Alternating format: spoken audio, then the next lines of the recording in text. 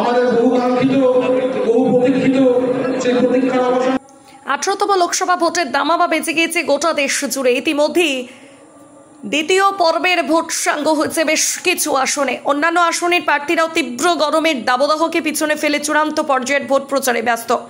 আর তারই মধ্যে সকল কর্মী সমর্থকদের নিয়ে এক বৈঠকের আয়োজন করা হয়েছিল আজ। এদিন বোলপুর গীতাঞ্জলি প্রেক্ষাগৃহে শিক্ষামন্ত্রী ব্রাত্য বসু এক কর্মী সম্মেলনের আয়োজন করেছিলেন সকল ভোট কর্মীদের নিয়ে। এই সম্মেলনের একটাই উদ্দেশ্য ছিল কিভাবে অসিত মাল এবং শতাব্দী রায়কে জেতানোর বিষয়ে ওয়েব কুপা বলে তৃণমূলের যে শিক্ষক সংগঠন রয়েছে সেই শিক্ষক সংগঠনের নেতাকর্মীরা সেখানে উপস্থিত ছিলেন, যেখানে উপস্থিত ছিলেন শিক্ষক থেকে শুরু করে অশিক্ষক কর্মীরা।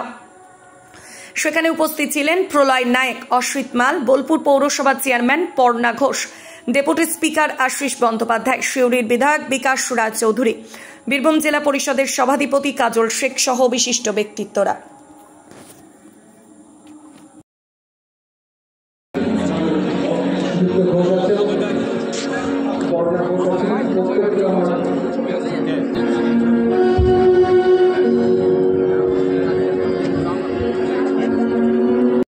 অধ্যাপিকা শিক্ষা কর্মীবৃন্দরা, আমাদের আজকের এই গীতাঞ্জলির যে কর্মী সভা আমাদের 2024 সালের দিচ্ছেন আলোক পথের দিশারি আমাদের অভিভাবক অধ্যাপক কমিটির চেয়ারপারসন মহাশয় আছেন, আমাদের জেলা সভাধিপতি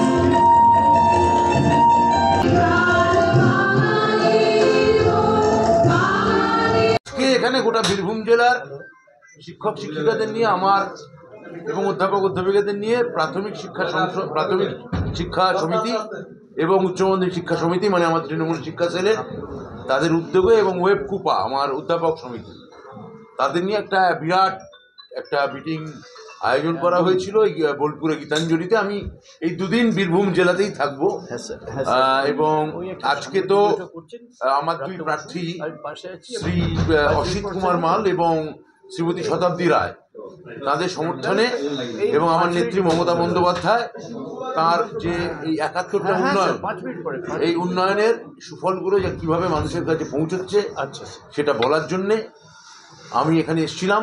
আমি এখান থেকে আজকে রামপুরহাট যাব, রামপুরহাট থেকে হয়তো আমি কালকে ময়ূরেশ্বর বা হাসন যাব, বেশ কয়েকটা মিটিং আমার আছে। এটা করে আমি আবার কালকে রাতে আমি ফিরে যাব।